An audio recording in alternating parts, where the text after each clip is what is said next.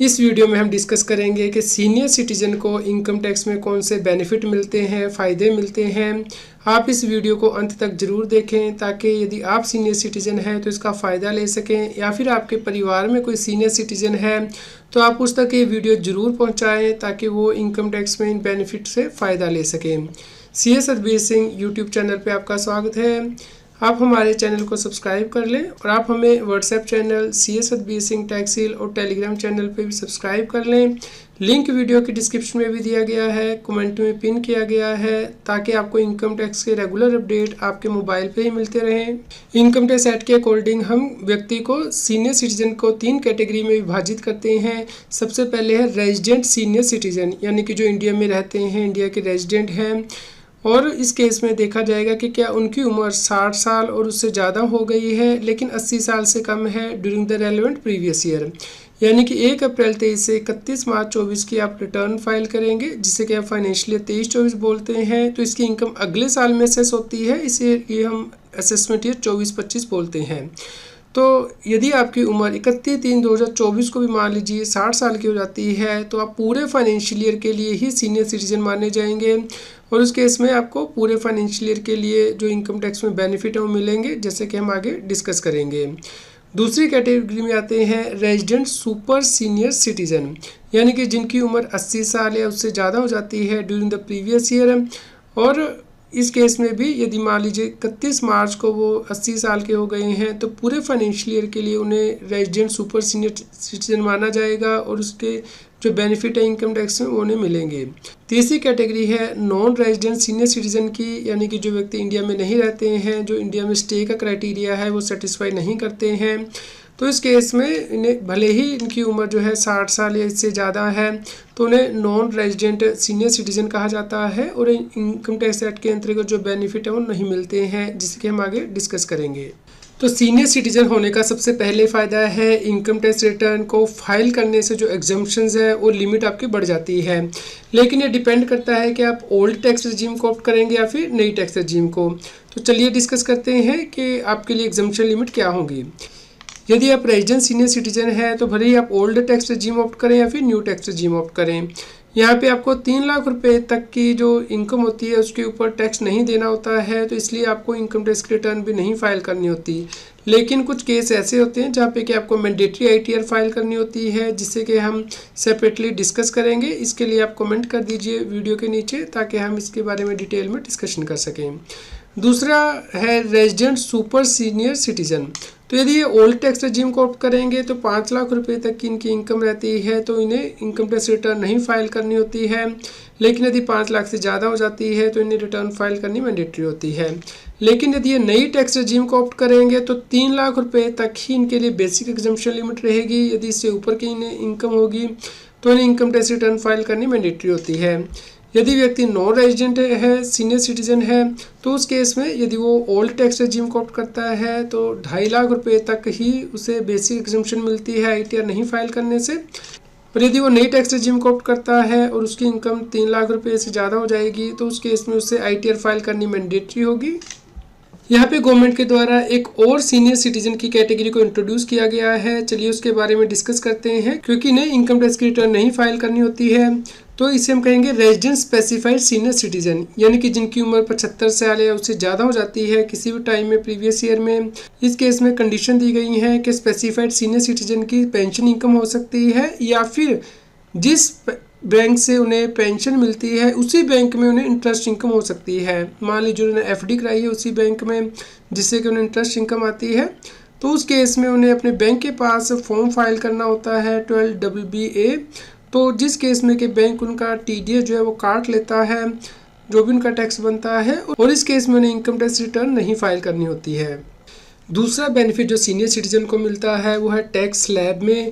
तो ये डिपेंड करेगा कि वो पुरानी टैक्स रजीम को ऑप्ट कर रहे हैं या फिर नई टैक्स रजीम को। तो मान लेते हैं कि पुरानी टैक्स रिजीम को ऑप्ट कर रहे हैं, तो उस केस में जो टैक्स स्लैब है वो इस प्रकार होंगे। यदि व्यक्ति रेजिडेंट सीनियर सिटीजन है यानी कि उम्र 60 साल या उससे ज़्यादा लेकिन 80 साल से कम है तो 3 लाख तक कोई टैक्स नहीं है। 3 लाख से ऊपर की इनकम पे 5 लाख तक 5% है। 5 लाख से ऊपर की इनकम 10 लाख तक 20% है और उसके ऊपर की इनकम पे 30% है।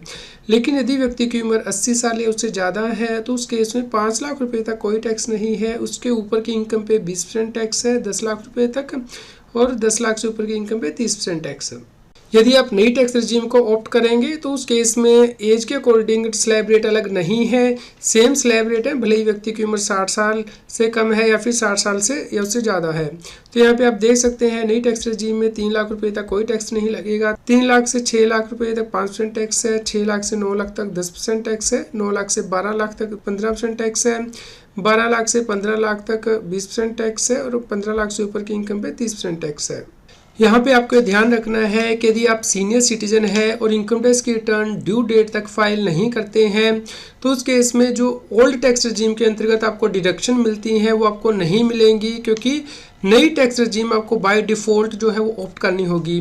और दूसरा, यदि आप सुपर सीनियर सिटीजन है यानी कि 80 साल उससे ज़्यादा की आपकी उम्र है तो उस केस में 5 लाख रुपये तक की जो बेसिक एग्जम्पशन लिमिट है वो भी आपकी ख़त्म हो जाएगी। आपको 3 लाख रुपए से ऊपर जो है इनकम टैक्स रिटर्न फाइल करनी मैंडेटरी होगी और जो नई टैक्स रजीम है उसके अकॉर्डिंग ही आपको टैक्स पे करना होगा।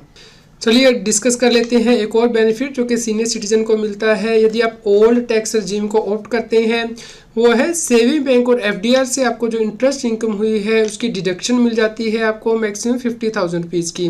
तो भले ही आपका सेविंग बैंक से इंटरेस्ट इनकम हो या फिर एफडी की इंटरेस्ट इनकम हो, मान लीजिए आपकी 30,000 की इंटरेस्ट इनकम है तो पूरी की पूरी आपकी डिडक्शन मिल जाती है। लेकिन यदि मान लीजिए 51,000 की आपकी सेविंग और एफडी से इंटरेस्ट इनकम है तो उस केस में मैक्सिमम 50,000 की आपको डिडक्शन मिलती है ओल्ड टैक्स रेजिम में यदि आप ऑप्ट करते हैं। तो भले ही आपका बैंकिंग कंपनी से इंटरेस्ट हो, कोऑपरेटिव बैंक से हो या पोस्ट ऑफिस से हो, ये डिडक्शन सीनियर सिटीजन को मिलती है जिनकी उम्र के 60 साल या उससे ज़्यादा है ड्यूरिंग द प्रीवियस ईयर और जो इंडिया के रेजिडेंट हैं। जिन व्यक्तियों का करंट ईयर की एस्टिमेटेड इनकम के बेस पे टैक्स पेबल 10,000 या उससे ज़्यादा होता है उन्हें एडवांस टैक्स पे करना होता है 31 मार्च से पहले। लेकिन यदि व्यक्ति रेजिडेंट सीनियर सिटीजन है या फिर रेजिडेंट सुपर सीनियर सिटीजन है यानी कि इसकी उम्र 60 साल या उससे ज़्यादा है ड्यूरिंग द प्रीवियस ईयर, तो उस केस में उसे एडवांस टैक्स पे करने की ज़रूरत नहीं होती है। लेकिन इस केस में कंडीशन है कि इस केस में जो रेजिडेंट सीनियर सिटीजन है उसकी बिजनेस एंड प्रोफेशन से कोई इनकम नहीं होनी चाहिए। तो आपकी सैलरी से इनकम हो सकती है, पेंशन से या फिर हाउस प्रॉपर्टी से या कैपिटल गेन से या फिर अदर सोर्सेज से, लेकिन बिजनेस एंड प्रोफेशन से नहीं होनी चाहिए। तो उस केस में आपको एडवांस टैक्स पे करने की आवश्यकता नहीं होती। जब आप अपनी इनकम टैक्स की रिटर्न फाइल करते हैं उस वक्त ही आपको अपना टैक्स पे करना होता है। तो इससे आपका जो इंटरेस्ट होता है वो बच जाता है, क्योंकि यदि आप एडवांस टैक्स नहीं पे करते हैं टाइमली तो इंटरेस्ट चार्ज किया जाता है। तो इस केस में सीनियर सिटीजन से गवर्नमेंट कोई इंटरेस्ट चार्ज नहीं करती है। सीनियर सिटीजन होने का एक और फ़ायदा है कि आपका टीडीएस जो है नहीं कटता है, इसके लिए लिमिट ज़्यादा है। जैसे कि यदि आपको बैंकिंग कंपनी से या फिर कोऑपरेटिव बैंक से या पोस्ट ऑफिस से इंटरेस्ट इनकम मिलती है, आपने वहाँ पे एफडी कराई है, तो उस केस में यदि आपको 50,000 रुपये तक इंटरेस्ट इनकम मिलेगी तो बैंक के द्वारा कोई टीडीएस नहीं काटा जाएगा यदि आपकी उम्र 60 साल या फिर उससे ज़्यादा है और आप इंडिया के रेजिडेंट है। लेकिन यदि व्यक्ति की उम्र 60 साल से कम है तो 40,000 रुपये तक यदि उससे इंटरेस्ट मिलता है तो टीडीएस नहीं कटता, इससे ऊपर उसका टीडीएस कटता है। तो ये जो लिमिट है वो हर बैंक के लिए रखी गई है। मान लीजिए आपका एसबीआई बैंक में भी अकाउंट है और एचडीएफसी बैंक में भी है, तो एचडीएफसी बैंक में 50,000 की लिमिट देखी जाएगी और एसबीआई बैंक में 50,000 की लिमिट देखी जाएगी। यदि सीनियर सिटीजन की जो एफडी से इंटरेस्ट इनकम है वो 50,000 रुपये से ज़्यादा है तो उस केस में बैंकिंग कंपनी उसके इंटरेस्ट पे टीडीएस काट लेती है।